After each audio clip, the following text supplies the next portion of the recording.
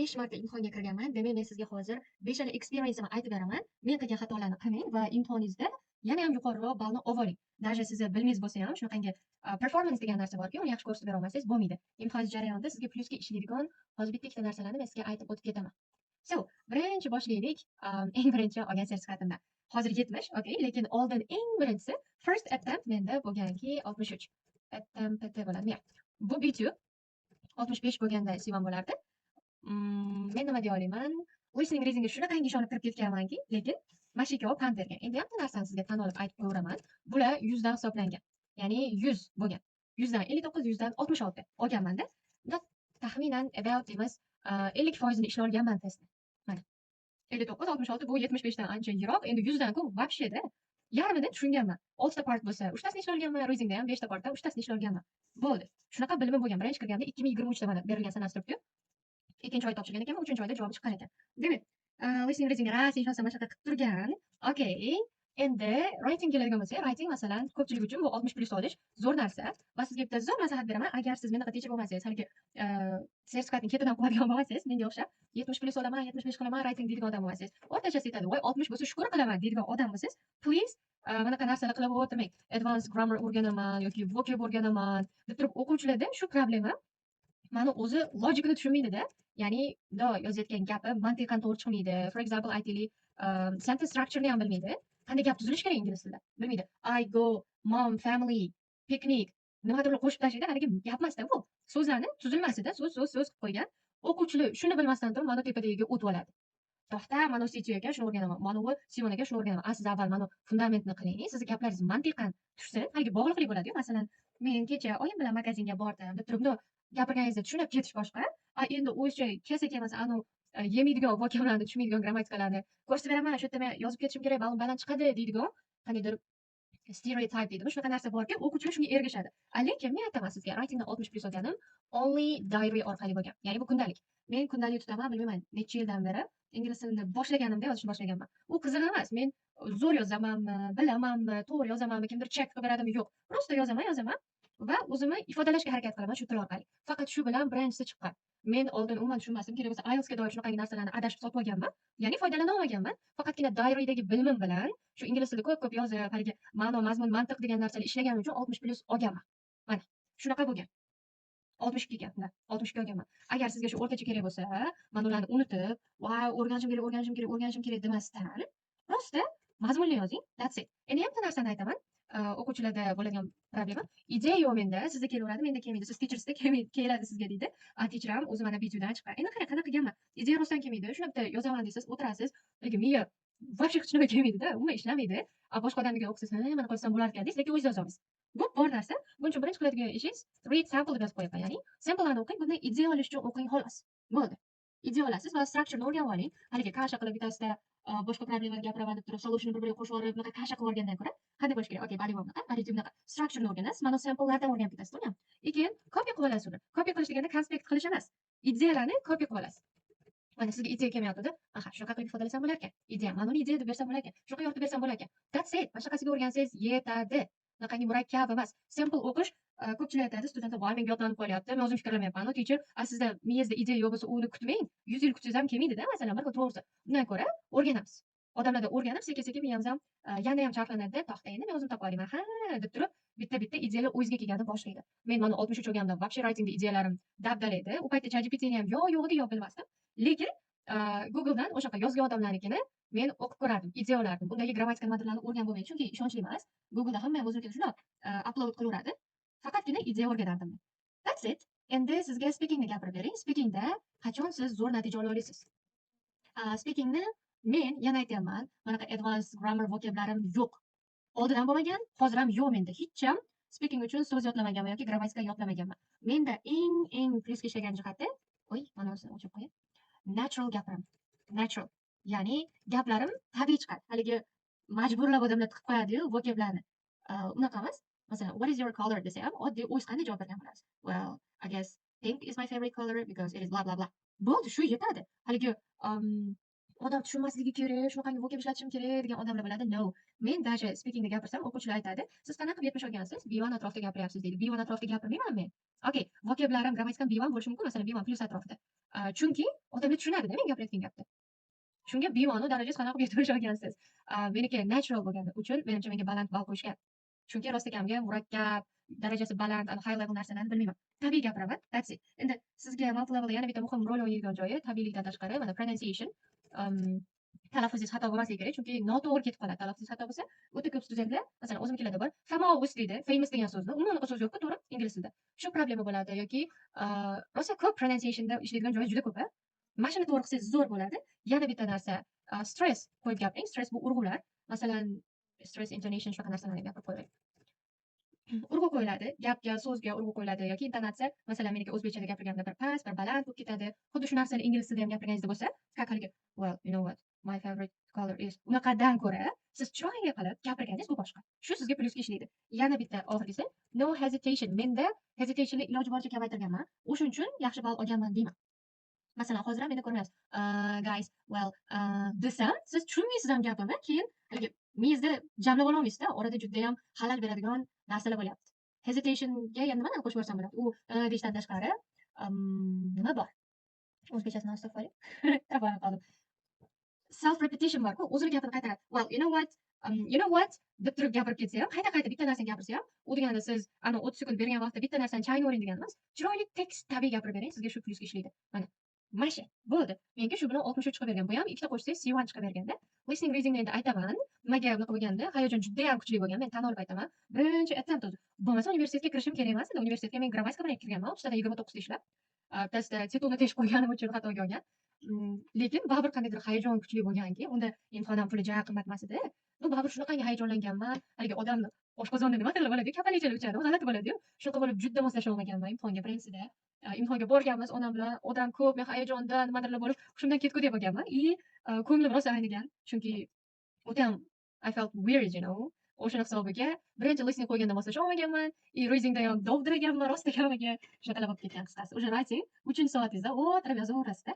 Demak, bu birinchi experience'im bo'ldi. Mana aytib o'tdim. Bu sizga ham motivatsiya bo'lsin. Daha teacherniki ham bittada full chiqmagan ekan deb, mana aytaman, listening reading chachib qo'ydim deganman. Qarasam o'zim chachilib ketganman ekan. Lekin writing speakingda unaqa baland kutmaganman. Bu baribir baland chiqib bergan.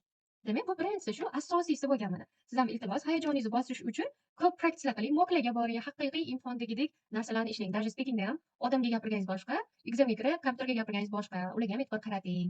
Endi mana ularni gapirib beraman. Uchovini bitta qilib gapiraman. Qarang. O'shandan keyin nechinchi oy mana u 2-oyda topshirganman-da, endi chunki 3-oyda chiqqan javobi. 2-oyda topshirganman, keyin 6-oyda topshirganman. 6-5mi? Chunki iyunda imtihon yo'q-da. 7 bo'lsa avgust bo'ladi. Men avgust oyida, iyulda chiqqan ekan javobi. Iyulda bo'lsa, okey-da, mayda topshirgan ekanman. 63 dan keyin 68 chiqqan. Ya'ni ba'zilar so'raydi, teacher imkoni bormi B1 dan B2 ga bir oyda chiqishni, B2 dan C1 ga bir oyda chiqishni? Ko'pchilik aytadi, IELTS ga taqqoslashib yo'q, iloji yo'q, juda qiyin bo'ladi yo'q deydi. Lekin iloji bor. Hamma narsaning iloji bor. Harakatingizga qarab iloji bor-da. Masalan, siz 5 oyda hech nima qilmasdan o'tkazib yuborsangiz, ololmaysiz. 10 oyda ham ololmaysiz. Bitta darajadan boshqasiga ko'cha olmaysiz. Lekin harakat qilsangiz 20 kunda ham ayta olaman, B2 dan C1 ga chiqsangiz bo'ladi, B1 dan B2 ga chiqsangiz bo'ladi. Faqat qanaqangi o'qishingizga bog'liq bu. Qancha sa'y harakat qila olasiz. Menga 63 dan 68 ga, masalan, 63 dan 65 ga o'tsa ham mayli edi-da. No, strong C1 ga o'tgan. Endi qarang, listeningim o'zi 75 dan hisoblangan. Bu degani max topganman listeningdan. Part 6 gacha hammasini topganman degani. Readingda bilmayman, 4 ta xatoga shunaqa hisoblaydi. Buni batafsil aytaman. Listening readingni qarang, shunaqa bo'lgan. Undan keyin yana topshirganman 2024 ekan. 70-75 chiqqan. Mana unda demak 5 ball kam, bu max chiqqan. Endi yana 72 bunda yana xato qilganman listeningda, reading yana full chiqqan. Xo'p, endi shu uchovini bitta qilib gapirib beraman sizga. Mana shuni ranglarni tanlashni bilmayman, juda ham yaxshi ko'raman bu. I don't know why. Demak, listening and reading. Chunki bular hammasi esimda haligi 100% qolmagan, shuning uchun gapirib o'tmoqchiman. Listeningda birinchi aytib o'tishim kerak bo'lgan narsa, guys, speakerlar qo'yiladi. Men Anjonliman, Anjonda speakerlar qo'yiladi. Ya'ni kolonkada. Oldin katta kolonka bo'lardi, bitta auditoriyaga, ana Navro'zda ishlatiladigan shirinlaydigan kolonkada. To'g'risi impossible. Men kirganimda doim shu paytgacha 70 olgunimgacha 9-qatorda o'tirganman. 10 ta qator bo'lsa 9-sida o'tiraman. Ya'ni ovozni balandlasa shirillab ketadi oldidagilarga, yoki ovozni pastroq qilsa orqadagilarga eshitilmaydi. Men listeningim chatoq demayman. Listeningim eshita olmaganman. I couldn't hear. Mana sharmanda. Couldn't hear. Listening eshitib tushuna olmaslik boshqa, lekin o'shani eshita olmaslik boshqa. Bunaqangi qulog'imda nuqsonim yo'q-ku, lekin eshita olmaganman. Shuning uchun kam chiqqan deyman. Listeningda.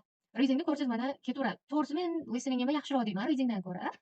lekin listening ham shunaqa hech full chiqib bermaydi-da asabim o'zi. Endi ba'zilar aytadi, 1 2 x da qo'yib beradi bilasizmi real examda deydi.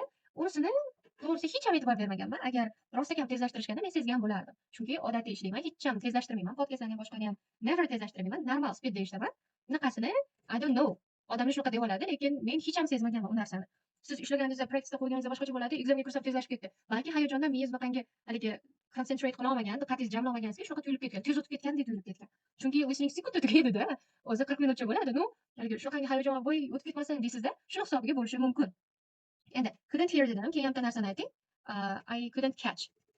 Mana couldn't catch. Ya'ni rostakam ola olmaganlarim bo'lgan. Not enough knowledge, yetarlicha bilim yo'qligi uchun. Yeah. Listening readingdagi mana listeningni gapirib beraman. Nimaga readingni qo'shib qo'ydim? Ana. Rostakamga bilimim yetarli emas edi. Ayniqsa men part 6 ni ishlamasdim deylik. Ya, part 6 da уже bir marta eshitdim, juda ham qiyinmi. Ikkinchi marta qo'yib berganda e'tibor ham qaratmayman.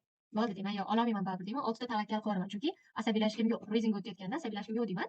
Part 6 doim meni oyog'imdan tortgan narsa bo'lgan. Shu paytgacha. Lekin hozir unaqa emas, уже o'rganib ketganmiz. Endi 3 yildan beri ishlab. Demak shunaqa, mana o'zim aybimni ham tan olyapman. Yana bir marta bo'lgan, bir marta bo'lgan, part 2 ni ishlab olganman. Part 2 o'zi oson listeningda. Lekin bilmayman nimaga bo'lgan. Adashmasam pasportim qolib ketgandi deb aytasizda. Uyda pasport qolib ketgan, men uydagilar bilan urushib chiqib ketganman. Imtihon kunim. Qisqasi bitta taksist topib berish kerak bo'lgan pasportni. U taksist kattaroq odam bo'lgan, telefon qilsam eshitmagan. Rosa problemalar bo'lgan, juda uzoqda bo'lgan. Даже men imtihondan ketib borar ekan, просто pulimga achinganman. Shuncha pul to'lab ketib boraman kirmasdan deb. Chunki qaytarib bermasdi. Shunaqa. Qaysi birlardir shunaqa bo'lgan. Listening ham shunaqa hisobiga ham pasaygan. Chunki kirib o'ziga kelib olguncha, moslashib olguncha, asabingizni joyiga qo'yib olguncha ancha vaqt o'tadi. Listening o'shaning uchun birinchi qo'yganda mana qiyin bo'lib qoladi. Endi listeningni gapirib o'tdim. Readingni ham gapiray. So, reading. Multi-level readingni strong B2 gacha boradi deyman. Ya'ni ba'zilar o'ylaydi, topolmayman readingni part 3, 4, 5. O'sha hech qaysi birini topolmayman deydi. Mana part 3 ni, 4 ni, 5 ni. Lekin guys, siz IELTS ga taqqoslaydigan bo'lsangiz, mana u umuman hech narsa emas. IELTS kabi C1, C2 narsa yo'q. Bo'lsa, tekstlar ham strong B2 level gacha boradi. C1 ga ham bormaydi даже. Siz agar bilmasangiz, yo sizda knowledge yetmaydi, yoki siz you don't know how to work. Yo'q. Have to do these tasks, you know? Mana nima instructionlar berilgani boshqa, lekin siz qanaqa ishlashni bilmasligingiz bu boshqa narsa. Don't know how to deal with it.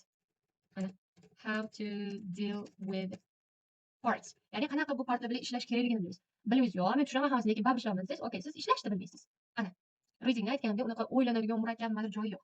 Endi writingga keladigan bo'lsak, guys, writing. Writingni sizga hozir ko'rsatib beraman. Writingda ham o'sish bo'lgan. 59 bo'lgan. Undan oldingisi 62 edi, ko'rdingizlar. 62 dan 59 ga sakraganman. Bu esingizda turib tursa, keyin 65, 67 bo'lib ko'tarilgan keyingilarda. Endi writingda nimaga past chiqqan? Low chiqqani sababi out of topic yozganman. Ya'ni boshqa mavzu berilgan, men boshqa mavzuga yozib chiqaman. Globalization men shunaqa nimadir mavzu chiqqanda, buni men umrimda o'rganmaganman. Globallashuv degan so'zga tushunyapman, lekin nima u? Bilmayman. Bilmaganim uchun overpopulation yozib chiqaman. Population. Ya'ni dunyoda aholi soni ko'payib ketishi. O'zi bunaqaga past ball berish kerak, lekin bilmayman, shunaqa yaxshi berishga, 59 berishga. Ya'ni sizga boshqa task berildi, o'zingiz o'rgangan taskingizga yozib chiqdingiz. Men chunki shunga yozgandim. 2 kun oldin, imtihonda 2 kun oldin shunaqa qilganman. Endi writingda oshishiga sabab bo'lganda shu faqatgina practice. Writingda practice qilib o'rgangandan keyin o'sha 65, keyin 67 chiqqan. Yaxshi chiqib bergan. Xo'p, endi speakingga kelaylik. Speakingim 62 dan undan necha edi? Bilmayman-ku. 63, 64, 65. Qarang, bitta oshibdi. Anyways, oshgan. Nimaga oshgan? Speakingdagi oshganiga sabab mana advanced vocal nimadir, nimaga bunaqa bo'lib qolyapti? Bo'ldi. Nimaga speakingim baland chiqib bermagan? Okay, men o'qiyapman, ishlayapman, practice qilyapman. Lekin mana 63, 64, 65 bo'lishi bu jichcha rivojlanish. Praktika qilaversam nimaga oshmayapti? Chunki 65 plus olish uchun advanced vocab kerak, menda yo'q. Endi o'sha grammar ham kerak, advanced bo'lgan narsa. Keyin menda hesitation bor edi. Men hesitationsiz gapirganman demadim, to'g'rimi? Hesitation bor edi, deb qolardim men. Topolmay qolardim. Yana bitta nima olib borardi bunga? Topiklar weird bo'lib qoladi. Qani?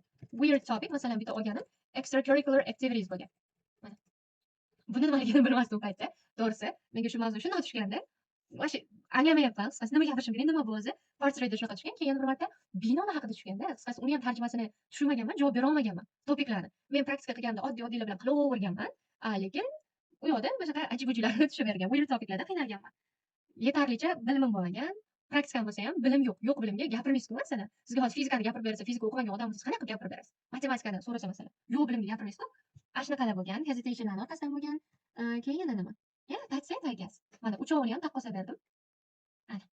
listening, reading, writing, speakingni. Demak, men qilgan xatolarni qilmang va menga nimalar yordam bergan bo'lsa hammasini aytib o'tdim. Shularni siz ham amalda qo'llashga harakat qiling. Ekzamdan oldin siz shularni shug'ullansangiz, ertaga ekzamda qiynalmaysiz, xudo xohlasa.